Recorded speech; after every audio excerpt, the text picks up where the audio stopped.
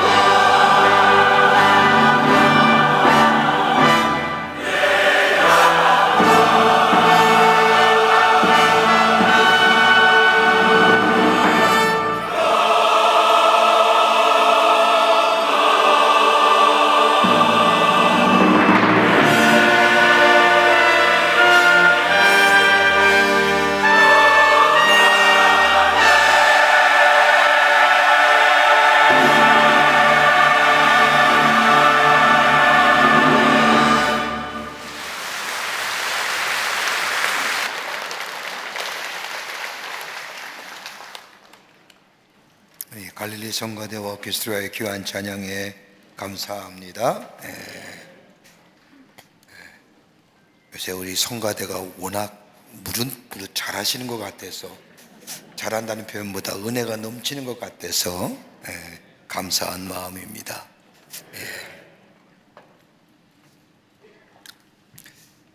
제가 주일학교 다닐 때에, 지금은 교회학교이지만 주일학교 다닐 때에 교회 선생님께서 들려주신 동화 같은 이야기 하나가 있습니다. 여러분도 잘 아시는 이야기라고 생각이 됩니다. 미국 초대 대통령이었던 조지 워싱턴에 관한 이야기입니다. 유치원에 다닐 정도 나이에 조지 워싱턴은 아버지의 사랑을 많이 받으며 밝게 자라고 있었습니다. 하루는 워싱턴의 아버지가 아름다운 체리나무 화분을 하나 사오셨습니다. 그리고 그것을 창문가에 놓고 가꾸며 꽃이 피기를 기다리며 열심히 돌봅니다. 근데 그런 어느 날 아버지가 조지 워싱턴에게 인디안이 쓰는 도끼 한 절을 그에게 선물로 사주었습니다. 인디안이 쓰는 도끼 모양의 선물을 받은 이 워싱턴은 날마다 그것 가지고 휘두르며 놀았습니다. 인디언처럼 도끼를 나무에 던지기도 하고, 복에 던져 꽂히면 뽑아서 다시 던지며 놀다가 그만 아버지가 소중하게 여기는 체리나무 화분을 찍어버리고 말았습니다. 큰일 났습니다. 아버지가 소중히 여기시는 나무인데 그만 그 나무를 도끼로 찍어버렸으니 큰일이 난 겁니다. 만약 아버지께서 이것을 아는 날이면 무슨 일이 일어날지 모른다고 생각하는 워싱턴은 한 가지의 꾀를 생각해냅니다. 숨겨야겠다. 그리고 생각하니 조지 워싱턴은 부서진 화분과 체리나무를 가지고 정원으로 나가 큰 나무 밑에 깊게 파고 그것에 잘 묻어서 손을 털며 돌아서는 순간 그 집에 욕심 많은 가정부 아주머니가 그것을 다 본 겁니다. 그리고 말합니다. 봤다? 내가 무슨 짓 했든 다 봤다라고 말하는 겁니다. 워싱턴은 가정부 아주머니에게 제발 비밀로 해달라고 사정을 합니다. 그때 아주머니가 불쑥 손을 내미는 겁니다. 하는 수 없이 어린 나이에 무슨 돈이 있겠습니까? 가지고 있는 용돈을 다 그녀에게 주었습니다. 돈을 받는 대신에 비밀을 지켜주기로 약속한 겁니다. 근데 문제는 여기서 끝나는 것이 아니었습니다. 툭하면 아주머니가 워싱턴에게 손을 내미는 겁니다. 돈이 없다고 하면 봤다. 그러면 워싱턴은 꼼짝없이 돈을 구해다 그녀에게 줍니다.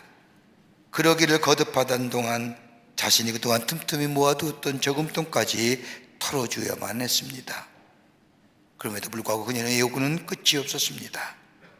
계속되는 아주머니 요구에 어린 워싱턴의 마음에 괴로움과 더불어 고민이 쌓여만 갔습니다. 그러던 어느 날 아버지가 워싱턴에게 묻습니다. 아들아, 체리나무 화분 못 봤느냐? 아버지 무릎에 가슴이 털컥 내려앉았지만 모른다고 시침을 뗐습니다. 그날 오후에 아주머니가 또 워싱턴을 부르더니 손을 내미는 겁니다. 오늘은 없다고 말하는데 아주머니는 오늘 돈을 주지 아니하면 아버지에게 모든 사실을 말하겠다고 말하는 겁니다. 고민하던 워싱턴은 자기 아버지에게 찾아가 모든 사실을 말합니다. 아버지 잘못했습니다. 제가 아버지께 사주신 도끼를 휘두르다가 그만 체리나무 화분을 건드리는 바람에 화분과 함께 바닥에 떨어져 화분은 깨지고 나무는 부러져 버렸습니다. 아버지가 사랑하는 화분인데 그래서 겁이 나서 화분과 나무를 묻어버렸습니다. 용서해 주세요. 아버지께 용서를 구하자 이 워싱턴의 아버지가 나는 벌써 내가 한 일을 알고 있었다. 내가 한 것을 알고 있었지만 내가 스스로 고백하기를 기다렸단다. 너는 참으로 훌륭하구나. 누구에게나 실수는 있으되 실수를 인정하기는 어렵단다. 그러나 너의 실수를 인정하고 용서를 구했으니 너는 참으로 큰 일을 한 거다. 그래서 수지를 안아주면서 사랑하는 내 아들아 라고 하는 겁니다. 얼마나 자유롭겠습니까? 얼마나 행복했겠습니까? 무거운 짐으로부터 자유로워졌습니다. 그리고 아버지 방에 나오는데 욕심 많은 아버지머니가 떡하니 서서 손을 내미는 겁니다. 그래서 조지가 아주머니 손을 뿌리치면서 없어요 라고 말하자 아주머니가 이런데 이번에는 이른다 하는 겁니다. 이 조지가 마음대로 하세요, 아줌에게 줄 돈은 없어요 라고 말했다고 합니다. 어린 나이에 들은 이 동화 같은 이야기, 쾌감과 짜릿함이 이루 말할 수가 없었습니다. 이른다는 얘기에 일러 봐라. 여러분, 그 말 한마디에, 선생님이 들려준 그 말 한마디가 제 마음속에 참 기쁨으로 다가왔던 것을 기억하게 됩니다. 뭘까요?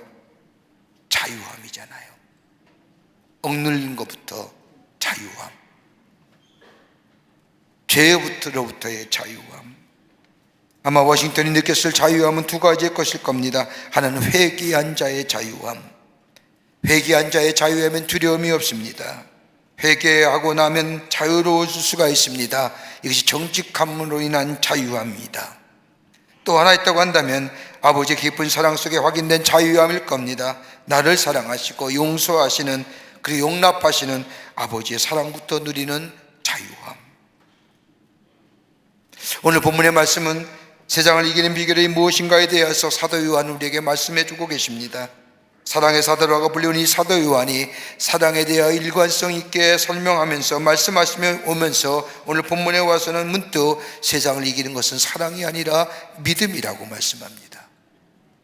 이렇게 말씀하신 이유가 어디 있을까요? 여러분, 사랑의 본질은 무엇일까요? 사랑의 본질은 다른 것이 아니라 자유함입니다. 만약 사랑이 속박되고 고통이 되고 걱정거리가 되고 더 나아가 두려움이 된다면 그건 진정한 사랑이 아닐 겁니다. 진정한 사랑 안에는 자유함이 있습니다. 사랑받을 때 자유하는 것이고, 사랑받는 사람은 무한한 자유함을 느낍니다. 그러기에 사랑받는 사람만 자유함을 누리는 것이 아니라 사랑하는 자도 자유함이 있습니다. 이 사랑의 본질은 자유함입니다.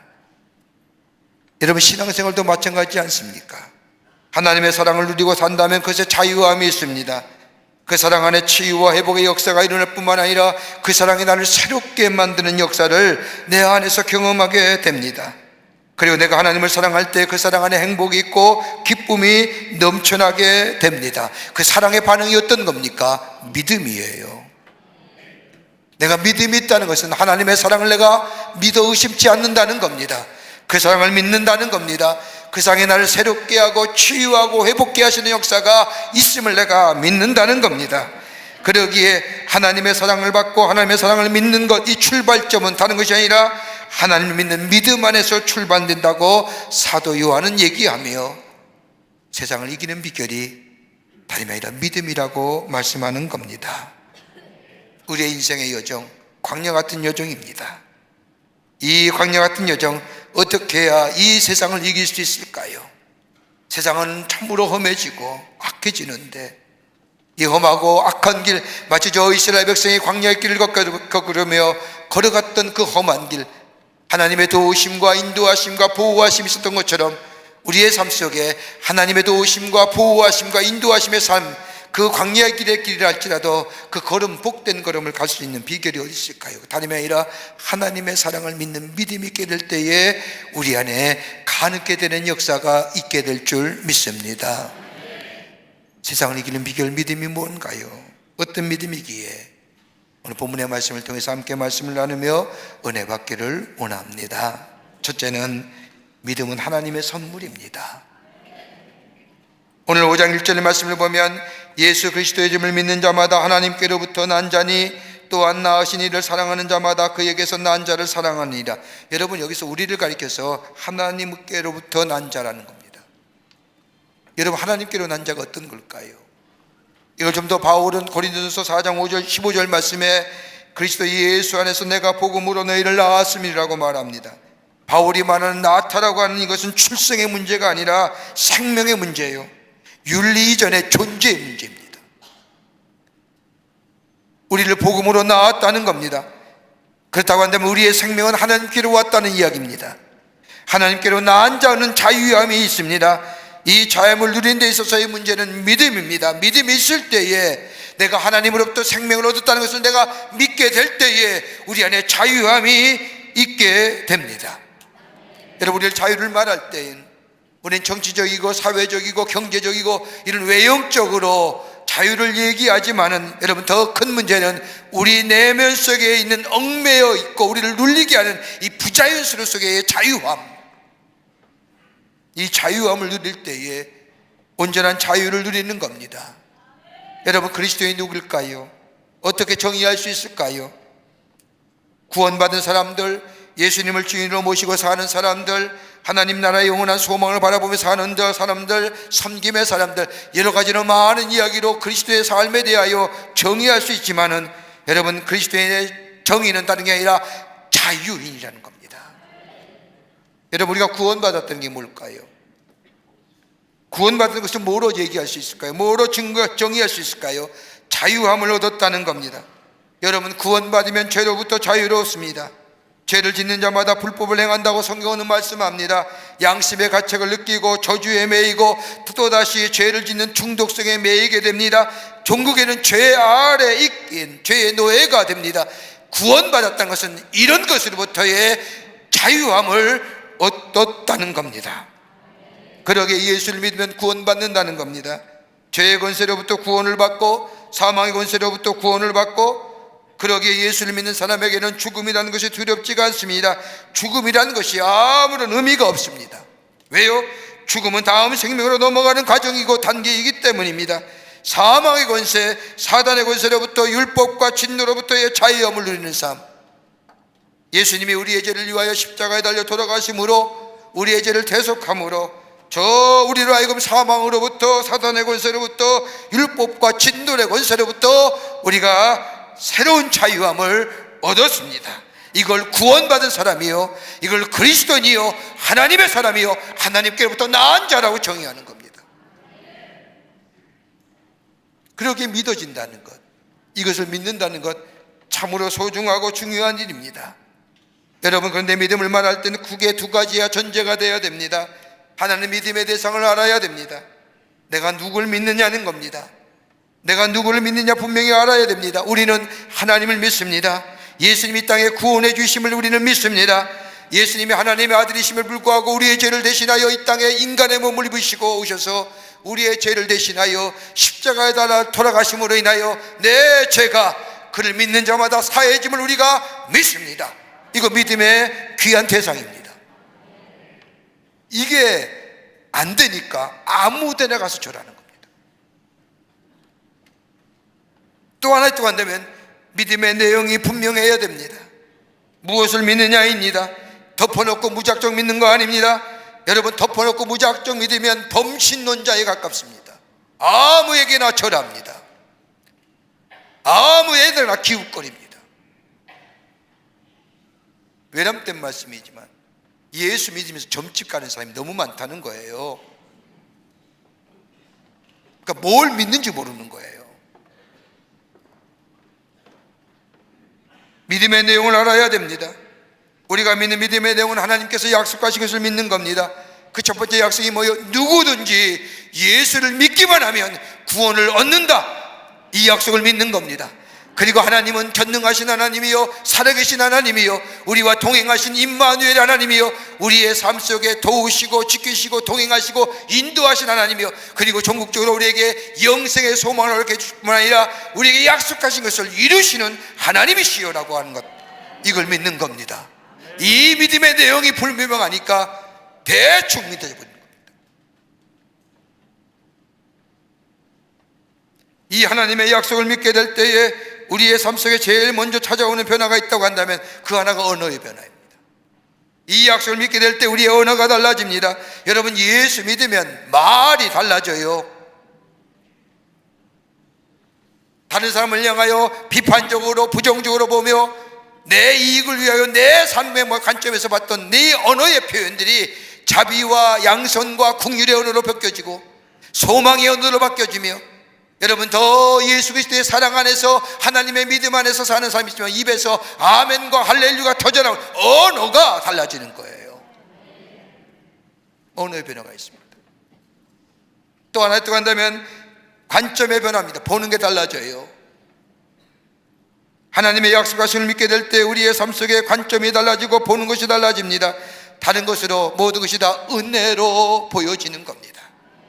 예수 믿게 되는 내가 노력한 만큼 내가 땀 흘리고 그 내 삶 속에 이루어져야 되는데, 내가 예수 안에서 하나님의 약속의 소망을 믿고 보니 다 모든 것이 은혜로 다가오는 겁니다. 은혜로 다가오니 내 안에 감사가 넘쳐나는 겁니다. 감격이 있습니다. 감사와 감격이 있으니 내 삶 속에 에너지와 열정이 넘쳐나는 삶 됩니다. 이게 바로 생명력으로 이어지게 되는 겁니다. 예수 믿는 사람은 생명력이 넘쳐요. 겉사람은 후패해갈지 모르지나 우리의 속사람은 매일매일 새롭다고 하는 고백처럼 예수 그리스도의 약속의 소망이 내 안에 있기에 내 삶이 매일매일 새로운 생명의 역사를 경험하며 사는 하나님의 백성의 삶이 됩니다. 왜요? 관점의 변화가 오기 때문입니다. 또 하나 있다고 한다면 행동의 변화가 일어나요. 하나님의 약속을 믿으면 처지고 넘어지고 엎드려진 인생이 아니라 다시 일어나는 인생이 되고. 왜요? 하나님의 약속이 내 안에 있기에, 그 약속을 믿기에 내 삶 속에 능동적이고 긍정적인 적극적인 인생이 됩니다. 말로만 긍정적이고 적극 인생이 아니라 하나님의 약속, 말씀 속에 담겨진 하나님의 약속을 소망 가운데 바라보기에 우리의 삶의 여건이 아무리 부정적이고 어렵다 할지라도 내 인생 전능하신 하나님이, 나와 함께 하신 하나님이, 창조주신 하나님이 함께 하시기에 내 삶 속에 적극적이고 긍정적인 인생으로 내 인생을 살아가게 됩니다. 행동의 변화입니다. 그러기에 예수를 믿는다는 것은 병이 낫는가, 건강하게 되는 건가, 성공하거나 소원 성취의 그것보다는 우리가 죄 사함을 받고 하나님의 은혜와 사랑을 경험하게 되며 그 사랑이 나를 새롭게 됨을 고백하며 그 사랑이 나를 하나님의 사람으로 살아가게 하시는 강권한 역사를 내가 경험하게 될 때에, 그 사랑을 믿어지게 될 때에 바로 그것이 그리스도의 내 삶이요, 그 믿음은 어디요? 하나님 우리에게 선물로 주셨다는 겁니다. 그러니까 믿어지는 건요 하나님의 선물이에요. 여러분, 남 믿는 게 쉬워요? 프란시스 후쿠야마라고 하는 경제학자는 얘기하길, 지금에 일어나는 모든 경제 문제의 가장 근원적인 밑바닥이 뭐예요? 신뢰의 문제라는 거예요. 신뢰가 붕괴되니까 다 문제가 생긴다는 거예요. 경제학자도 신뢰를 얘기하지 않습니까? 하나님의 사랑을 믿어지는 겁니다. 그 사랑이 믿어지지 않습니까? 나를 위해 십자가에 달려 돌아가신 예수 그리스도, 그 사랑을 내가 믿게 될 때에 그 믿음이 나를 힘있게 하고 능력 있게 하고 담대하게 하고 나아가게끔 하는 거예요. 그 믿음은 하나님이 우리에게 선물로 주셨다는 겁니다.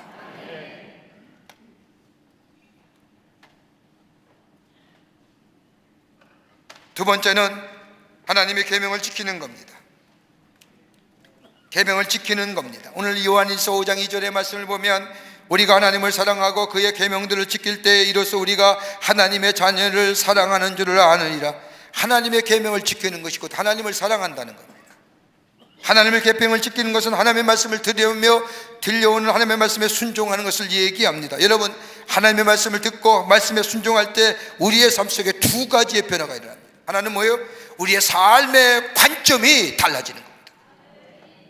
예수 믿기 전에는 하나님의 사랑을 알고 깨닫고 그것을 믿기 전에는 언제나 내 삶의 중심은 내가 주인이었습니다. 내가 주어예요. 여러분, 창세기 말씀을 보십시오. 대표적인 인생이 야곱의 인생을 보면 됩니다. 야곱의 인생을 보면 우리는 야곱의 인생을 두 가지의 관점으로 바라봅니다. 하나는 야곱이 주어가 되는 관점. 야곱은 쌍둥이로 태어나 형의 두 팔꿈치를 붙잡고 태어납니다. 태어날 때부터 경제의식 속에 태어나는 겁니다. 그리고 그는 형의 장자권을 파축한 것으로 거래하여 성공하고 어떻게 보면 탁월한 장사꾼입니다. 게다가 어머니와 함께 계략을 꾸며 장남에게 주어진 축복권을 가로챘습니다. 인정사정 볼 것도 없어요. 가족 간의 관계 끊어진 관계 없어요. 내가 잘 살고 내가 복 받으면 되는 거예요. 복에 꽂힌 인생입니다. 이로 인하여 야곱은 분노한 형을 뒤에 달아나다가 그 길목에서 하나님을 만납니다. 그게 바로 창세기 28장에 나오는 루스 땅, 버려진 땅에서 하나님을 만나는 사건입니다. 그때 야곱은 처음으로 하나님의 은혜가 무엇인가를 깨닫게 됩니다. 그리고 잠에서 깨어난 야곱은 베개로 베개했던 돌베개를 가지고 베델레 단을 쌓고 하나님 앞에 예배합니다. 하지만 그의 삶이 완전히 바뀐 것도 아닙니다. 삼촌 라반의 집으로 갑니다. 거기서 결혼하고 자녀를 낳아 무려 20년의 세월을 삽니다. 그 세월은 속고 속이는 파란만장들을 한 사건들의 연속이었습니다. 빼앗기냐 뺏느냐, 이건 야곱이 주어가 되는 인생이에요. 그러나 하나님이 주어가 되면요, 똑같은 인생에도 달라집니다. 하나님이 야곱의 인생의 주어가 되는 삶은, 하나님은 야곱을 한 가정의 둘째 아들로 태어나게 했습니다. 하나님은 야곱을 향한 하나님의 축복의 계획을 가지고 계셨습니다. 그러나 야곱은 알지 못했습니다. 하나님이 야곱이 형의 에서의 장가의 축복권을 가로채 빼앗을 때에 기뻐하지 않으셨습니다. 그래서 하나님이 몇 번씩이나 야곱에게 경고했지만 야곱은 자신의 성공에 대한 생각 때문에 깨닫지 못하고 듣지도 못합니다. 결국 형으로부터 장자의 축복권을 빼앗은 이 야곱은 형을 피하여 달아납니다. 달아난 야곱에게 하나님은 나타나셔서 꿈을 통하여 위로해 주십니다. 축복 받을 수 없는 야곱이지만 하나님은 놀랍게도 그에게 축복하시며 기꺼이 야곱의 하나님이 되어주시겠다고 말씀하여 주십니다. 그에게는 이제 자신의 머리나 힘이 아닌 하나님을 의지할 수 있는 기회를 주셨습니다. 그리고 하나님의 축복은 쟁취하는 것이 아니라 하나님이 부어주셔야 된다는 것을 가르쳐 주셨습니다. 그리고 외삼촌의 집에 결코 쉽지 않은 20년의 세월을 보내게 하십니다. 그래서 하나님이 야곱을 하여금 변화시키려고 하는 하나님의 계획이었습니다. 하나님이 계획하고 훈련하는 시간, 이게 뭐예요? 하나님의 관점에서 야곱을 바라본 인생이에요. 나의 관점에서 바라본 내 인생의 20년은 뭐예요? 속고 속이는 투쟁의 연습. 여러분의 인생의 여지 어떻게 생각하세요? 가만히 뒤돌아보십시오. 내가 예수 믿기 전만 해도 내 인생 얼마나 지키려고 애썼습니까? 투쟁하며 살았지 않습니까? 조금만 손해봐도 용납되지 않지 않습니까? 자존심 상하면 용납되지 않습니까? 내 인생에 내가 내 삶의 주인 되면 억울하고 화날 일이 너무나 많은 겁니다. 그러나 하나님이 나의 인생의 주인이 되고 하나님이 내 인생의 주어가 될 때에는 내게는 참으로 어려운 일이고 힘든 시간이지만 그 어렵고 힘든 시간의 의미가 달라집니다. 그 시간은 하나님께서 나로 하여금 새롭게 하시고자 하는 훈련의 시간이요, 축복의 시간으로 바뀌어져요. 관점이 변해요. 왜요? 하나님의 말씀을 가까이. 또한 하나님의 말씀을 따라 순종한다는 것은 하나님의 주권을 인정하는 겁니다. 하나님은 창조주가 되시며 하나님의 전능하신 하나님이요, 하나님은 우리의 인도자 되심을 믿음으로 고백하며 그 말씀을 따라 순종하는 것, 하나님이 나의 주인 되심을 고백하는 삶의 행보라는 겁니다. 여러분, 그러기에요, 신앙에는 중간지대가 없는 겁니다. 회색지대가 없는 거예요. 여러분, 복음만큼 레디컬한 게 어디 있을까요? 이것이냐 저것이냐 얘기하는 거예요. 어정쩡한 것이 없다니까요. 하나님의 말씀에 순종하면 하나님이 약속하신 대로 축복해 주시고, 하나님 말에 불순종하면 하나님의 심판이 임한, 여러분, 이것만큼 확연하게 구분되는 게 어디 있습니까? 그러기 오늘 요한일서 5장 5절의 말씀을 보면 하나님의 아들이심을 믿는 자가 아니면 세상을 이기는 자가 누구냐라고 말합니다. 믿음의 내용을 얘기하는 겁니다. 하나님이 내 안에 계실 때, 예수가 내 안에 계실 때에, 그리스도의 사랑이 내 안에 계실 때에 우리는 어둠에서 빛으로, 절망에서 소망으로, 죽은 생명에서 산 생명으로, 낙심과 좌절된 인생에서 용기의 삶으로 인도함 받기에, 세상이 아무리 험하고 할지라도 그 사랑이 내 안에 있기에 나는 세상을 이기는 자 된다는 거예요. 이걸 믿는 자마다 자유인입니다. 사랑을 믿는 자는 강해집니다. 사랑을 믿지 않는 자는 담대해집니다. 그 하나님의 사랑을 믿게 될 때에 그 믿음은 나로 하여금 하나님의 사람으로 새롭게 하실 뿐만 아니라 그 하나님의 말씀에 순종하며 내 삶의 관점을 내 인생이 내가 주어가 아니라 하나님이 내 삶 속에 주어로 삼을 때 하나님은 그 삶을 존귀한 사람으로, 담대한 사람으로, 승리하는 삶으로 살아가게 하실 줄을 믿습니다. 그게 믿음의 모습입니다. 끝으로 하나님의 사랑에 응답하며 살아가라는 겁니다. 오늘 본문 말씀에 순종한다는 것은 하나님의 사랑에 대한 응답이라는 겁니다. 오늘 5장 3절의 말씀을 보면 하나님을 사랑하는 것은 이것이니 우리가 그의 계명을 지키는 것이라. 그의 계명들은 무거운 것이 아니로다. 하나님의 말씀에 순종하는 것, 하나님의 사랑에 응답하는 것, 그것이 무거운 거 아니라는 겁니다. 여러분 가만 보십시오. 사랑하면 수고하고 애쓴 것이 힘들지 않잖아요. 여러분 남편이란 나가서 일할 때에 가족을 사랑하는 마음이 있으면 때로는 힘들고 지치지만 자존심 상하는 일이 있지만 그것이 넘어설 수 있는 건 뭘까요? 가족을 향한 사랑 때문에. 여러분 집에서 매년 똑같은 일 반복적이지만 아내가 가정을 돌보며 자녀를 돌보는 일이 뭐예요? 사랑이 없으면 불가능하잖아요.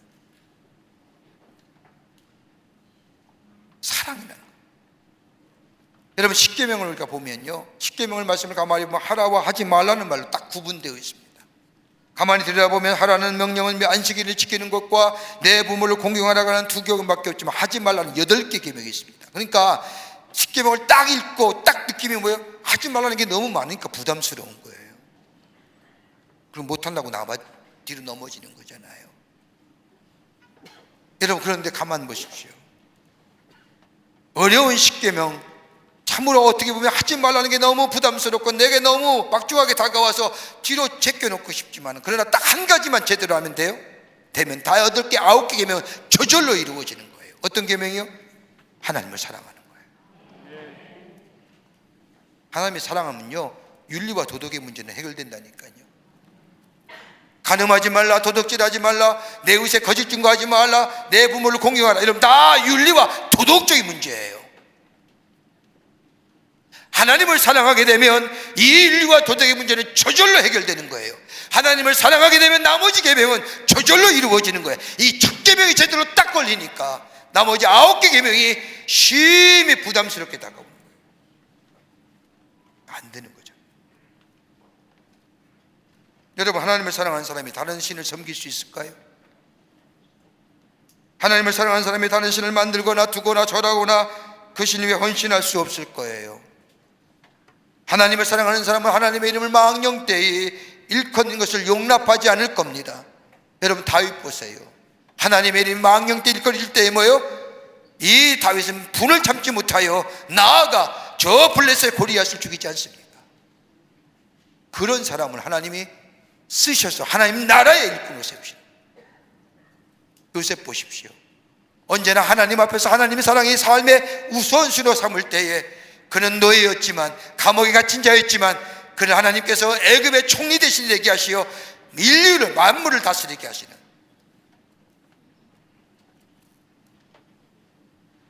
하나님을 사랑하는 자예요.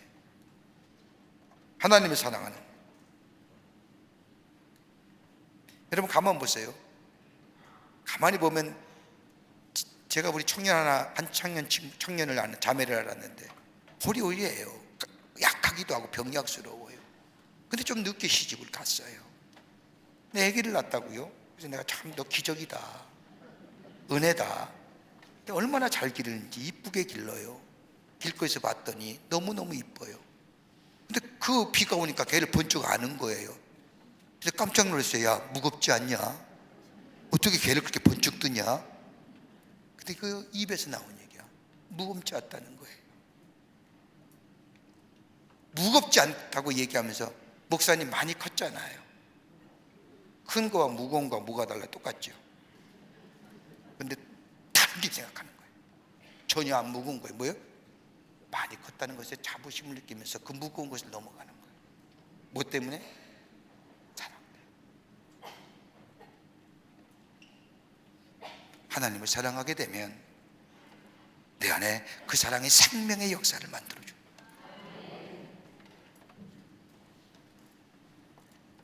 우리가 잘 알고 있는 예수님의 초상화 가운데 여러분도 많이 아셨을 겁니다. Head of Christ라고 하는 초상화가 있습니다. 보편적 예수님이 이렇게 조금 이렇게 옆면으로 그린 초상화입니다만, 이 그림은 미국이 자랑하는 화가 가운데 한 사람이 워너 소울벤이라는 사람이 그린 예수님의 초상화입니다. 이 사람이 25살 때에 결혼했는데 결혼한 지 얼마 안 되어 중환병에 걸리게 됩니다. 의사의 진단은 임파선 결핵이라고 진단하면서 한 3달 정도 살 수 있을 것이라고 말합니다. 30살이 되지 않은 나이에 청청병력과 같은 소리를 들은 이 워너 소울벤은 젊은 자신의 아내와 지금 태중에 있는 아기를 생각할 때 이 사실을 받아들일 수가 없었습니다. 왜 나에게 이런 일이 일어나는지 이해가 되질 않습니다. 괴로워하며 좌절하며 절망합니다. 그런데 어느 날 자신의 아내가 자신에게 이렇게 얘기하는 겁니다. 여보, 의사 선생님이 3개월밖에 살지 못한다고 말했지만 우린 그렇게 생각하지 말고 하나님께서 우리에게 3개월을 선물로 주셨다고 그렇게 우리가 받아들이십시다. 3개월의 시간을 그냥 보낼 것이 아니라 내가 이 땅에 살면서 가장 아름다운 기간, 가장 의미 있는 기간을 만들어 봅시다. 누구 원망하지 말고요, 하나님이 내게 주신 이 선물 가장 아름답게 만들어가는 삶이 되도록 그렇게 살아봅시다. 이 말 들은 워너 소울벤은 일어나 저나 죽게 되는데 무슨 소용이 있으리라고 생각하지만은 가만히 아내의 말을 곱씹어 생각해 봅니다.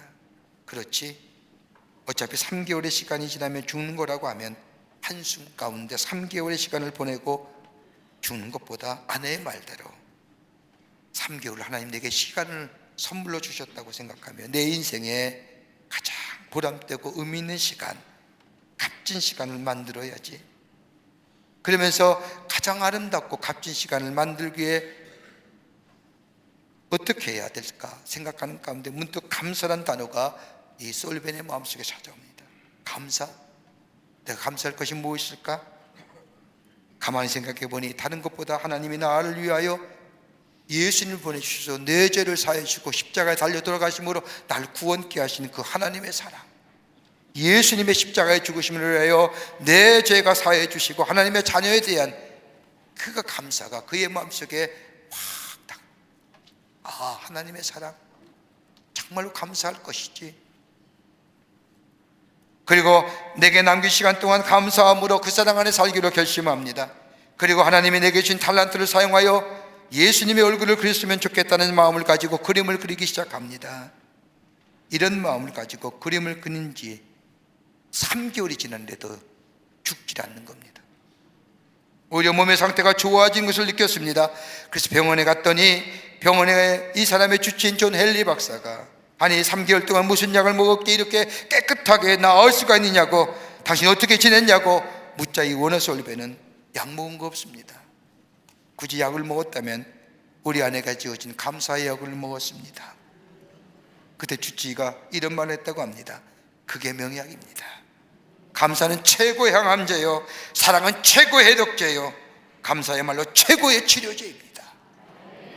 3개월밖에 살지 못한다고 했던 이 워너 소울벤은 그의 나이 75까지 살면서 예수님의 그림을 그리며 예수의 사랑을 전하는 하나님의 사람이 되었다고 합니다. 그 사랑을 믿는 게 믿음이에요. 그 믿음이 나를 새롭게 하는 겁니다. 믿음은 나를 생명력 있는 것으로 인도해 주십니다. 그러게 그 믿음은 내가 갖고 싶어서가 아니라 하나님의 선물입니다.